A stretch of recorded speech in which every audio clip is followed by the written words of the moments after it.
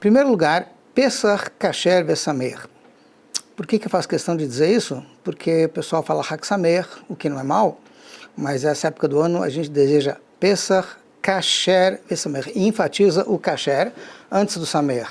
Às vezes ele é só Sameach, às vezes ele é só Kasher, é bom que ele seja Kasher e Sameach junto. Ou seja, a ideia aqui é a seguinte: diferente de outros Hagim, de outras festas judaicas, Pesach tem um elemento Kasher muito importante que faz parte da festa. Ou seja, ao desejar para alguém alguma coisa sobre Pesach, a gente já fala que ele seja Kasher, que ele seja da forma adequada e que não deixe de ser Sameach, que ele não deixe de ser alegre, porque a pessoa pode se perder e ficar só nas restrições do Pesach e não apreciar a grandeza do momento, ou ele pode ignorar as restrições e ficar só na alegria, o que também não está correto, não estaria certo. Em outras palavras, vamos resumir isso de uma outra forma. Eu já ouvi essa frase, não me lembro de quem, mas eu achei ela interessante. Em Pesach é muito importante lembrar que poeira não é hametz e esposa não é korban. Ou seja, korban, para quem não sabe, é sacrifício. Em Pesach, na época em que havia o templo sagrado, havia um sacrifício, um carneirinho que se sacrificava, que se fazia dele um churrasco, que era, na verdade, o ponto alto do Seder, era o ponto mais importante da comemoração do Pesach.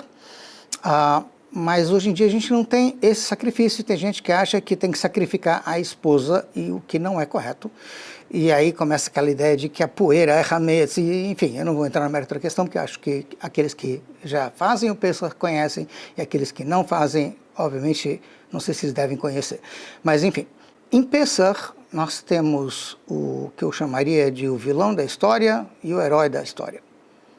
Em Purim, que foi há um mês atrás, a gente sabe que o vilão era o Haman, o herói Esther, Mordecai. Em Pesach, o vilão da história chama-se Hametz e o herói é a Matzah. Como funciona isso? Então é interessante porque todo ano Purim vem um mês antes de Pesach, mas em termos de história judaica, Purim aconteceu mais de 950 anos depois de Pesach. E existe uma frase que a gente encontra na Megillah, onde está relatada a história de Purim, que é uma frase chave para a gente entender o que são as festas judaicas. V'hayamim eilu niskarim venasim, esses dias são lembrados e são realizados. Então, normalmente as pessoas traduzem, vamos comemorar, vamos lembrar o passado fazendo alguma coisa no presente. O lado mais profundo dessa frase, desse passuk, desse versículo da Megillah, é o seguinte: assim explica o Arizal, assim explicam os cabalistas, que vem ao lado mais profundo da Torá. A energia dessa festa está embutida no ar. E não tem como você captar essa energia, que ela é cíclica, ela se repete a todo ano, mas você não tem como captar essa energia se você não comemora, se você não faz aquilo que faz com que você se torne um recipiente para essa energia. Ou seja, você quer captar a energia do Shabat, cumpra o Shabat. Você vai conseguir captar toda a energia do Shabat. Você quer captar Purim, cumpra o Purim, faça as mitzvot de Purim, cumpra aquilo que tem que ser feito e você vai conseguir captar a energia. Ou seja, todos os milagres de Pesach voltam a acontecer, mesmo que seja apenas num nível espiritual, numa dimensão espiritual, mas eles voltam a acontecer na medida em que a gente comemora, faz o Pesach do mesmo jeito que a Torá nos diz que ele tem que ser feito.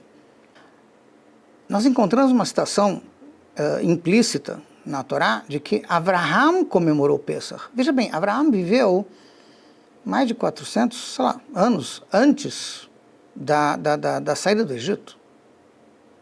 Ou seja, nem se sonhava com Pesach ainda. E, no entanto, a gente encontra um momento em que Avraham come matzot e nós temos uma antiga tradição de que ele já estava comemorando Pesach. Por quê? Porque ele captou a energia de Pesach no ar e ele captou que para absorver essa energia, para a gente viver esse momento com toda essa espiritualidade, é preciso que você comemore. É óbvio que Avraham Avinu estava num nível espiritual completamente diferente, um patamar muito acima do nosso, mas é só para a gente ter uma ideia de como que a energia de Pesach já se encontrava mesmo antes do próprio Pesach ser comemorado fisicamente, porque ele já se encontrava ali espiritualmente. Vamos agora um pouquinho tentar explorar a questão do Pesach, por que o Hametz é tão terrível e o que faz da matzá algo tão especial. A base da Torá, ou pelo menos uma das bases da Torá, é a crença de que existe apenas um Deus único. Nós temos 13 princípios da fé de Maimônides, não vamos entrar agora em todos eles, mas a ideia é de que tudo que a gente encontra na Torá vem frisar que Deus é o único e é aquele que criou o mundo, é aquele que controla o mundo, e a gente então se conecta com ele ao cumprir a vontade dele. A vontade de Deus são as mitzvot, os mandamentos. A sabedoria de Deus é a Torá, os ensinamentos da Torá, e é assim que a gente se conecta com ele.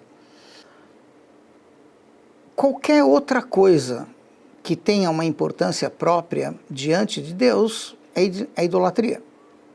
É a rejeição do Deus único, da ideia, do conceito, da fé e da vivência. Porque a gente vive dia a dia com a plena consciência de que Hashem, Deus, controla tudo. Então, tudo que a gente faz tem que ser do jeito que Ele quer. Isso deveria ser algo natural. No entanto, isso não é natural. Por que isso não é natural? Porque Deus criou a gente com duas almas. Nós somos um pequeno condomínio e nós temos duas almas disputando a sindicância, ou querem ser o síndico desse condomínio, uma alma divina e uma alma animal. Como é que a gente sabe a diferença entre uma alma divina e uma alma animal? As duas ficam buzinando no ouvido da gente o dia inteiro e a gente muitas vezes não sabe se essa voz está vindo de um lado divino ou o contrário, porque às vezes é confuso. Os argumentos que a alma animal usa de vez em quando são argumentos divinos, vamos chamar assim. Então, como é que a gente sabe distinguir um do outro?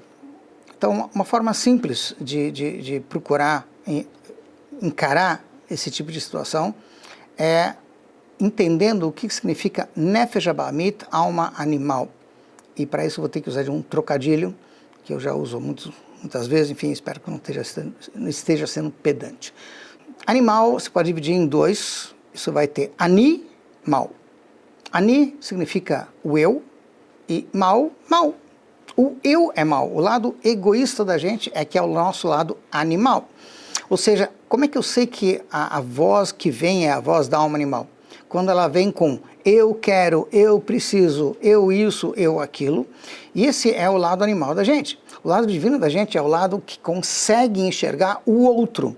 O outro é outra pessoa e o outro também é Hashem. Ou seja, a vontade de Hashem vai se sobrepor à nossa vontade.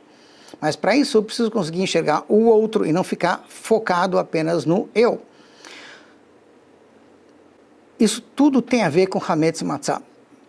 Primeiro, eu falei até agora de Hametz, não expliquei o que é. A palavra Hametz em si significa algo levedado, não algo fermentado. Não é a mesma coisa? Não é a mesma coisa. Cientificamente não é. Ambos são processos muito semelhantes, mas a ideia de levedação é um processo onde se produz gás carbônico e se faz com que a massa cresça. Então, a ideia é o seguinte: existem apenas alguns cereais os quais produzem esse efeito de criar gás carbônico e crescer, que são derivados do trigo e da cevada.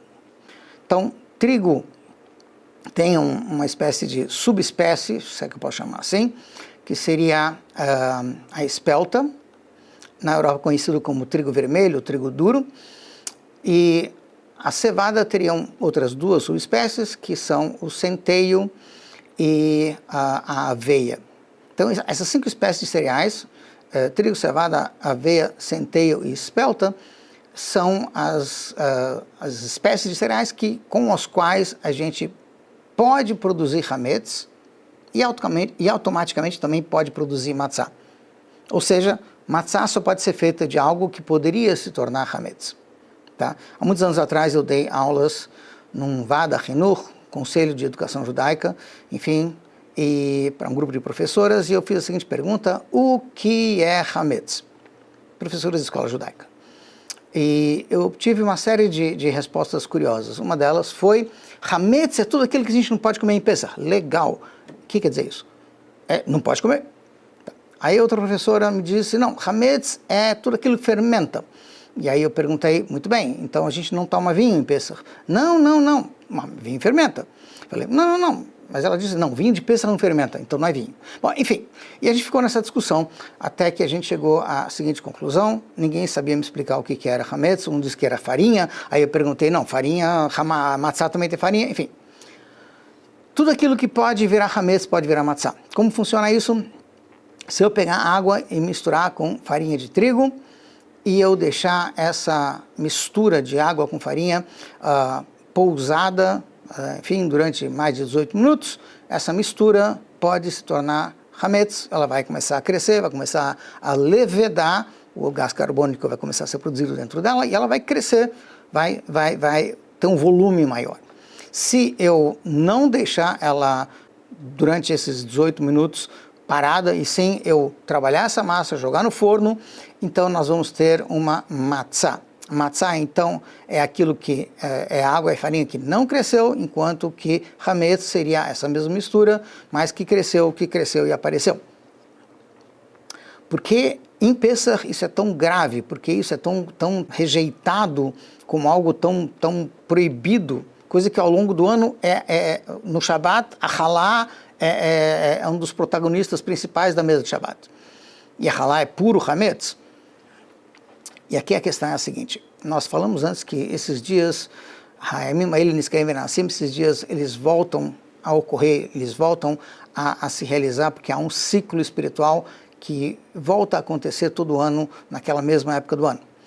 Pesach é o momento em que o povo judeu nasceu, é o nascimento do povo judeu.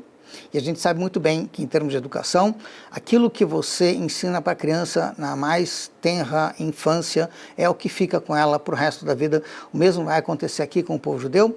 A educação, a mitzvah que pega eles logo no início da sua criação. Existem vários trechos de Yehezkel e de outros livros do Tanakh, Ezequiel no caso, que descrevem a saída do Egito como um momento de nascimento do povo judeu.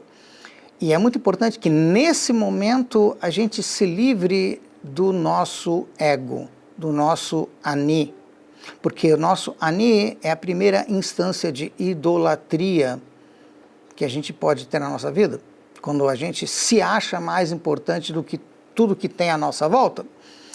E essa rejeição dessa idolatria, ou egolatria, se quiser chamar assim, está contida dentro da mitzvah de comer a matzá e de rejeitar o hametz. O hametz, ele representa a ideia, ele personifica a ideia do egoísmo, que é a pessoa se encher, crescer, ocupar muito espaço, mas não é nada disso.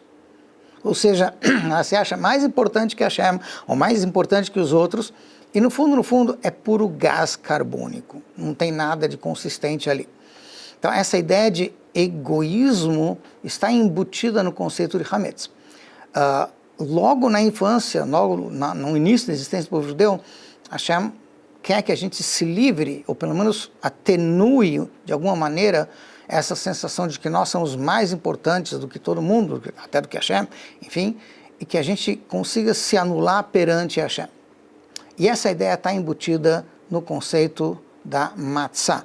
A diferença entre hametz e matzá são duas palavras em hebraico que quase escreve-se com as mesmas letras. Hametz escreve-se het mem tzadik, matzá escreve-se mem tzadik rei. A diferença entre hametz e matzá em termos de escrita é a letra het. E a letra het e a letra rei são muito parecidas. muito semelhantes. A letra Het é uma letra fechada, só tem um espaço de entrada. A letra Rei, você tem uma entrada e ainda tem uma saída. A palavra Het em hebraico, muitos traduzem como pecado. Het não quer dizer pecado, Het quer dizer falha. Seres humanos são falhos. Nós não somos perfeitos, não somos anjos, e a Torá não foi dada para os anjos, a Torá foi dada para os seres humanos. E a gente pode errar. Hametz representa a ideia de que você erra quando você não consegue subir. Você está bloqueado, você não consegue se ligar com aquele que está acima de você, que é Hashem. Já a letra Rei, ou seja, o Het do Hametz, te indica que essa pontinha de egoísmo não nos permite nos conectar lá em cima, porque ela bloqueia. Já Matzah, por ela não crescer e aparecer, por ela não ocupar espaço, por ela não inchar o ego, não ter um ego inflado, vamos dizer assim, ela tem uma passagem para cima. Eu tenho como me elevar consumindo a matzah, porque a matzah vai me dar um conceito de conexão com Hashem, de emuná. Por isso que no Zohar, nos livros mais profundos, na Kabbalah, você encontra a ideia de que a matzah, na primeira noite, é chamada de michla de mehemunuta, o alimento da fé, e na segunda seria o alimento michla de asvuta, o alimento da cura. A ideia é de que, ao ingerir a matzah, nós estamos colocando esse conceito de autoanulação, de que nós não somos nada perante Hashem, para dentro de nós. A matzah em si é provavelmente o único alimento da Torá que tem que ser feito como um sacrifício, como um tefilin, como uma mezuzá, como um sefer Torá. Em que sentido? Uma halá que vai se servir na mesa de Shabbat pode ser feita muito bem por um padeiro não judeu, enfim, contanto que as medidas de kashrut tenham sido tomadas, a farinha foi peneirada, os ovos foram escolhidos, Mashiach acendeu o forno, enfim, ela está kasher, ela serve para Shabbat. Uma matzah, não. Nós encontramos na Torá o conceito de Ushmartem et hamatzot. As matzot têm que ser cuidadas. Não tem que pegar a matzah e colocar no cofre e botar um guarda na frente para cuidar da matzah, não é essa a ideia. O Shmatem matzot significa eu tenho que consagrar a matzah, tenho que cuidar para que à medida que ela está sendo feita, ela seja feita para a mitzvah de comê-la no Seder de Pesach, porque a mitzvah maior de comer a matzah é justamente na noite do Seder, no caso aqui do Brasil, nas noites do Seder de Pesach, a primeira e a segunda noite. Nos outros dias, a matzah é apenas uma opção. Eu não tenho outra coisa para comer, come a matzah, enfim, porque hametz a gente não vai poder comer. Mas na noite do Seder de Pesach, nas noites dos Sedarim de Pesach, nós temos a mitzvah, nós temos uma conexão divina através da matzah. Como nós temos essa conexão? A matzah, ela introduz para dentro da gente essa anulação a Hashem, essa fé, essa emuná em Deus, na medida em que a gente consegue tirar um pouco do nosso ego, de alguma maneira, nem que seja através da matzah. A matzah em si, para a noite do Seder, ela tem que ser feita de tal maneira que, ao misturar a água com a farinha, ao abrir a massa, ao colocá-la no forno, o tempo todo se diz Leshem Matzat Mitzvah. E isso só pode ser realizado quando você tem uma matzah feita à mão. Não que a matzah de máquina não seja kasher, não vou entrar no mérito dessa questão. A questão é de que para o Seder de Pesach é importante que a gente está embutindo dentro da matzah a ideia, o conceito de que esse alimento é uma mitzvah, esse alimento é uma conexão com Hashem, isso está sendo falado e essa energia está sendo passada para a massa na medida em que ela está sendo feita, o que acontece com muito mais força quando ela é feita à mão. É verdade que até na matzah de máquina, eventualmente, você tem uma guia, o supervisor que vai apertar o botão que dá início a todo o processo e vai dizer matzat mitzvah, com certeza tem algum valor, mas é muito diferente quando você tem isso sendo feito ao longo de todo o processo. Cada etapa da matzah, à medida que ela está sendo produzida, ela está sendo feita com essa energia de dezenas de pessoas que estão trabalhando numa fábrica de matzah artesanal, feita à mão. Por isso que nós temos uma campanha da Rav Lubavitch de distribuir matzot shmurot, matzot redondas feitas à mão, para o máximo de pessoas, porque isso é o alimento da fé. Isso embute, coloca dentro da gente essa conexão mais profunda com Hashem, que nenhum outro alimento pode trazer para a gente, porque a matzah está sendo consumida na noite do próprio Seder. E por que a noite do próprio Seder a matzah é tão especial? Normalmente a gente diz que o motivo de comer a matzah é porque o pessoal saiu do Egito com pressa e por isso então não deu tempo de deixar a massa crescer e fazer pão, e por isso que a gente come matzah hoje em dia. Quase. Se você pegar a Haggadah de Pesach, você vai encontrar dentro da Haggadah que matzah azul, she'anu ochlim al shumah, por que a gente come a matzah? Da onde vem essa mitzvah? Como a gente sabe que é importante comer a matzah? E a descrição que a Haggadah nos dá, porque é isso que todas as famílias judaicas do mundo inteiro falam, é al shum shelo ispik batseket shel avotenu leachmitz, porque a massa da água com a farinha dos nossos antepassados não conseguiu levedar, crescer, até que o rei dos reis, Hashem, se revelou para eles e os salvou. Essa expressão, Melech Malchei Hamlachim, é interessante porque é um pouco redundante. O rei dos reis, Hashem é o rei, ele manda em tudo. Por que tanto rei nessa história?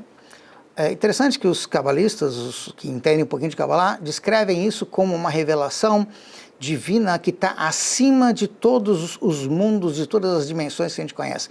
De acordo com a Kabbalah, existem 4 dimensões gerais, 4 mundos, que seriam o mundo de Atzilut, Briah, Yetzirah e Asiyah. E a ideia de falar de algo ou alguém, no caso Hashem, Deus que é o rei dos reis, significa tem reis, 2 reis, tem mais 2 reis, sim. Nós temos 4 reinos, Atzilut, Briah, Yetzirah e Asiyah, e tem um rei que está acima deles, ou seja, acima de qualquer limitação, de qualquer mundo físico ou espiritual, está Hashem. A ideia é de que na noite do Seder de Pesach, Hashem se revelou. Eu vou explicar isso um pouquinho melhor. Que matzah é essa que a gente não fez porque estava com pressa? Não foi a matzah do Seder. Foi a matzah de depois do Seder. É só ler a história. Quando eles estavam depois do Seder, no dia seguinte, na manhã seguinte, os egípcios vêm para a casa dos judeus e falam, vão embora, morreram os primogênitos, é um caos, vão embora, saiam daqui. O faraó vai lá de pijama procurar Moshe Rabbeinu e Aaron, enfim. É aí que o pessoal está sendo convidado a se retirar com pressa. E foi aí que a massa não cresceu. Espera aí. Do Egito até o primeiro lugar em que eles param, Sukkot, há uma distância enorme. E com certeza tem mais de 18 minutos entre um lugar e o outro. Assim explica o primeiro Rav Lubavitch, Admor Zaken, Rav Shneur Zalman Miliadi, no Nusas Mamarim. E ele fala uma coisa simples.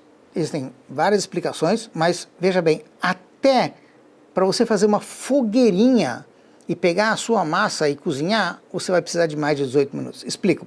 Consta que o pessoal saiu do Egito com a água e a farinha misturada, a massa, nas suas costas. E saíram correndo. Veja bem, é difícil que não tenham passado 18 minutos. É difícil que não tenha crescido essa massa no meio do caminho. E, no entanto, a Haggadah nos conta, não, Deus, o rei dos reis, se revelou, aquele nível que está acima de todos os mundos espirituais, acima de qualquer limitação física ou espiritual. Ele se revelou e aí a massa não conseguiu crescer. O que quer dizer a massa não conseguiu crescer? Claro que ela conseguiu, tinha 18 minutos, tinha muito mais de 18 minutos. Não, mas não cresceu. E é interessante que esse conceito aparece no Mechilta, o Malbim também menciona ele nos seus comentários, que é o seguinte: existe a matzah de antes da meia-noite e a matzah de depois da meia-noite. Porque a praga dos primogênitos, que aconteceu na primeira noite do Seder no Egito, foi à meia-noite. E essa praga, antes dela, a Torá nos diz que todo mundo já sabia. A praga foi anunciada, o faraó sabia, os egípcios sabiam. Moshe Rabbeinu disse para todo mundo, enfim. E ao mesmo tempo, o que estava acontecendo na casa de todos os Yehudim? Eles pegaram o carneirinho, eles fizeram a shritá, o abate ritual dele, o sangue foi colocado nos batentes de dentro das casas, não de fora. Leiam o Rashi no Chumash, tá? E Alecha Leot vai ser um sinal para vocês, não era do lado de fora, não tem nada a ver com a mezuzá. Muita gente confunde as ideias, enfim. O sangue estava do lado de dentro, era um sinal para o povo judeu. E esse carneirinho foi assado e ele tinha que ser comido al matzot merurim yochlu. Ele tinha que ser comido com matzot e maror. Quando? Na noite de Pesach, antes da meia-noite. Antes da praga dos primogênitos. Ou seja, eles já tinham uma ordem divina de fazer matzá. Antes de saírem, antes de acontecer esse negócio de sair correndo, não dá tempo de fazer, já tinham que fazer matzá. E aí então, eles estavam fazendo o seu seder, meia-noite parou tudo, tá? Acabou o seder, e aí então, eles tinham que fazer matzá para esse seder. Ora, se eles já tinham que fazer matzá antes, então já tinha uma ordem divina de fazer matzá. Então explica o Admor Zaken, explica o primeiro Rebbe de Lubavitch, que na Torá as expressões são curiosas. A matzá, ou as matzot, que foram feitas antes da meia-noite, a Torá descreve como matzot sem usar a letra vav. As matzot que foram feitas depois da meia-noite, a Torá descreve como matzot com a letra vav. E a explicação que ele dá, que é uma explicação mais profunda, é ao mesmo tempo simples e bastante esclarecedora. O que ele diz é o seguinte: antes da meia-noite eles fizeram as matzot sem noção de por quê, porque Hashem mandou. Eles tiveram autoanulação, eles anularam a sua vontade, pão é mais gostoso, enfim, mas Deus não quer pão, Deus quer matzá, vamos fazer matzá. Isso foi antes da meia-noite. Após a meia-noite, o que acontece? Nós encontramos na mesma Haggadah de Pesach, que quando nós vemos a descrição da praga dos primogênitos, o que consta na Torá? Ani velo malach, ani velo saraf. A Haggadah descreve que Hashem fez questão de dizer: eu vim pessoalmente aplicar essa praga contra os primogênitos egípcios. Ou seja, Hashem se revelou na noite do Seder de Pesach. Só que para os egípcios essa revelação causou a morte dos primogênitos, enquanto que para os Yehudim essa revelação trouxe uma elevação muito grande na alma de todo mundo. A tal ponto que quando Hashem se revela, o ego desaparece. Não só o ego das pessoas, o ego da levedação também. Uma vez que a levedação está conceitualmente ligada com o conceito de ego, tudo que eles fizeram depois da meia-noite não crescia, não levedava. Por isso que nós temos o Vav nas matzot de depois da meia-noite. Por isso, quando eles saíram do Egito e levaram água misturada com farinha, massa, que tinha tudo para crescer, não cresceu. E o que eles cozinharam, o que eles assaram, na verdade, depois de eles saírem do Egito, tudo isso era matzá. Não cresceu, não levedou. Porque quando Hashem se revela, como a própria Haggadah diz, quando há uma revelação do Rei dos Reis, o ego, seja ele da levedação, seja ele de dentro de nós, ele desaparece. E a partir daí nós temos a ideia de que as matzot de depois da meia-noite, essas são matzot milagrosas, que não conseguem crescer porque há uma revelação de Hashem, e quando Hashem aparece, o ego de todos desaparece. Hoje em dia, as matzot que nós fazemos são as matzot de depois da meia-noite. Porque nós estamos numa fase da história onde Hashem já se revelou para a gente, no Egito, na abertura do mar, na entrega da Torá, e nas mitzvot que a gente faz dia a dia, e tudo isso está embutido nas matzot que a gente faz antes do Seder, antes da meia-noite, enfim, mas já está embutido dentro de todas as matzot. Ou seja, a matzá que nós temos hoje traz dentro de si essa energia de anulação. Daí por que dizer que a matzá é o alimento da fé? E eu volto a dizer, a matzá feita à mão na noite de Pesach certamente consegue embutir dentro da gente esse conceito, até porque ela foi santificada, assim como uma mezuzá. Quando você vai fazer o couro, o pergaminho, para fazer uma mezuzá, um Sefer Torah, Torá, um tefilim, enfim, esse couro, você não pode usar qualquer couro, esse couro tem que ser consagrado. Ao começar o processo de curtição, de curtir o couro, é preciso dizer Leshem Kedushat Mezuzah, Leshem Kedushat Sefer Torah, tefilim, enfim. E o mesmo acontece com a matzá, ela também é consagrada para essa mitzvah. Então ela tem embutido dentro dela uma energia enorme que a gente não tem nem noção. E é ao absorver essa matzá que a gente coloca dentro da gente esse conceito de autoanulação. Então, neste Pesach, entendam, o Hametz, ele é o vilão da história, sim, porque no início da nossa infância como povo, ele tem que ser eliminado. Depois, este ego pode ser trabalhado, porque à medida que a criança cresce, ela pode transformar este ego mal controlado em orgulho de ser judeu. E aí sim, eu posso ter a minha halá na mesa de Shabbat, porque eu tenho esse ego, não é meu ego, é orgulho de ser aquilo que Hashem me escolheu para ser, me deu uma missão para cumprir.